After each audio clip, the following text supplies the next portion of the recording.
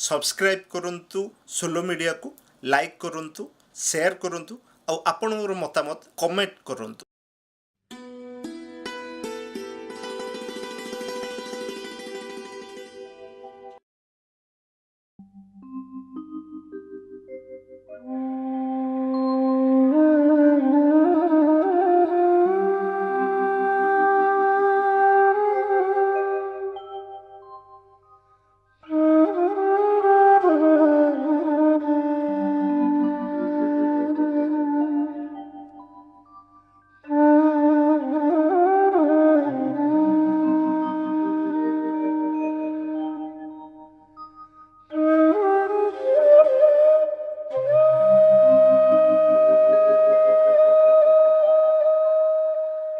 भगवानଙ୍କ सृष्टि बड़ विचित्र।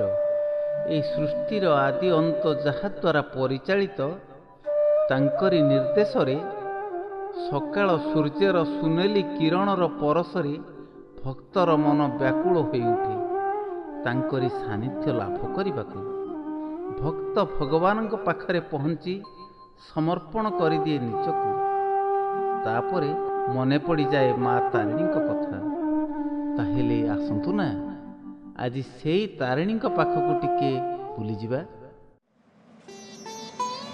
215 ନମ୍ବର ଜାତୀୟ ରାଜପଥର ସବୁଜ ବନାନୀ ମଧ୍ୟରେ ଯିବାବେଳେ ପଡ଼େ ଘଟଗାଁ ତାରିଣୀ ମନ୍ଦିର।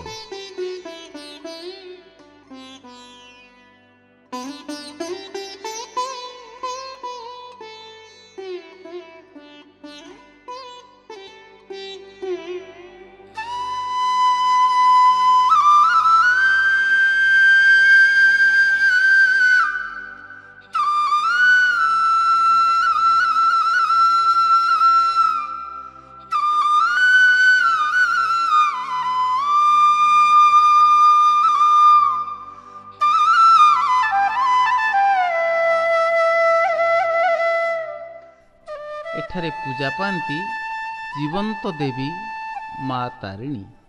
ତାଙ୍କର ମୁଖ୍ୟ ଭୋଗ ନଡ଼ିଆ। ଦୂର ଦୂରାନ୍ତରୁ ଥାଇ ମାଙ୍କୁ ସ୍ମରଣ କରି ଏହି ମାନସିକ ନଡ଼ିଆକୁ ଭକ୍ତ ପଠାଇ ଦିଏ କୌଣସି ଗାଡ଼ିରେ, କେତେବେଳେ ଟ୍ରକରେ ଆଉ କେତେବେଳେ ବସ୍ରେ। ରାସ୍ତା ମଝିରେ ଠିଆ ହୋଇ ଭକ୍ତ ଜଣେ ନଡ଼ିଆଟିଏ ବସ୍ ପାଖକୁ ବଢ଼େଇ ଦେଲେ ବସ୍ଟି ଅଟକି ଯାଏ। ନଡ଼ିଆଟିକୁ ନେଇଯାଏ ତାରିଣୀଙ୍କ ପାଖକୁ। ତାରିଣୀ ପୀଠରେ ଅପେକ୍ଷା କରିଥିବା ଭକ୍ତମାନେ ନଡ଼ିଆ ଗୁଡ଼ିକୁ ବହି ନିଅନ୍ତି ଗାଡ଼ିରୁ ମାଙ୍କ ପାଖରେ ଲାଗିପାଇଁ।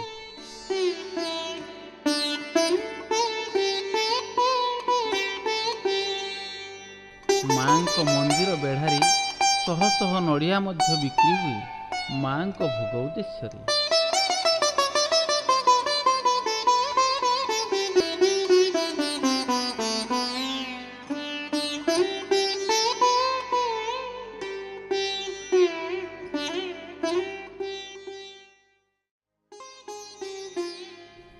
ଭକ୍ତମାନେ ଡାଲାରେ ଭୋଗ ନେଇ ଦର୍ଶନ କରନ୍ତି ମାଙ୍କୁ ଏବଂ ଭୋଗ ଲଗାନ୍ତି ନଡ଼ିଆ।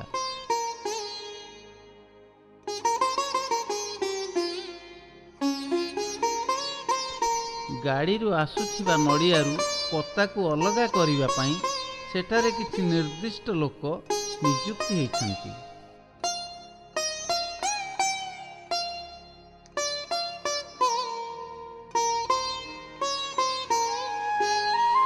ଏହି ନଡ଼ିଆ ଛଡ଼ାଯିବା ପରେ ମାଙ୍କ ପାଖରେ ପିଟା ହୋଇ ଭୋଗ ଲଗାଯାଏ।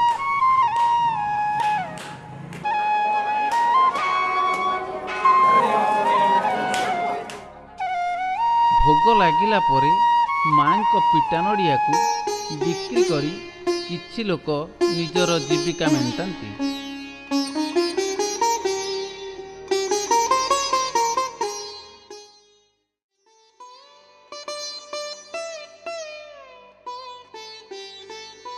ପିଟା ନଡ଼ିଆକୁ କୋରାଯାଏ। ଏହାପରେ ଚିନି ସହିତ କୋରା ନଡ଼ିଆକୁ ପାଗ କରାଯାଇ ପ୍ରସ୍ତୁତ ହୁଏ ନଡ଼ିଆ କୋରା।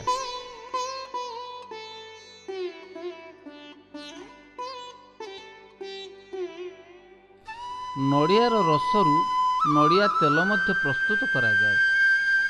ଏହିସବୁ ଜିନିଷକୁ ବଜାରରେ ବିକ୍ରି କରି କିଛି ଲୋକ ନିଜର ଜୀବିକା ନିର୍ବାହ କରନ୍ତି। ଏଥିରୁ ବାହାରୁଥିବା କତା ମଧ୍ୟ ନଷ୍ଟ ହୁଏ ନାହିଁ।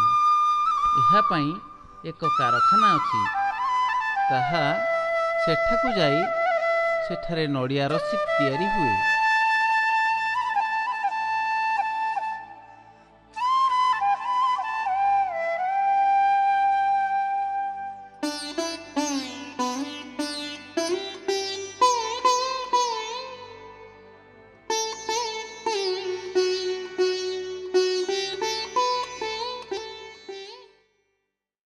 ମାଙ୍କ ଆଶୀର୍ବାଦରୁ ଏହିପରି ତାରିଣୀ ନଡ଼ିଆ ଆସିବ ଏବଂ ଏହିପରି ଭକ୍ତମାନଙ୍କ ସେବାରେ ଲାଗୁଥିବ।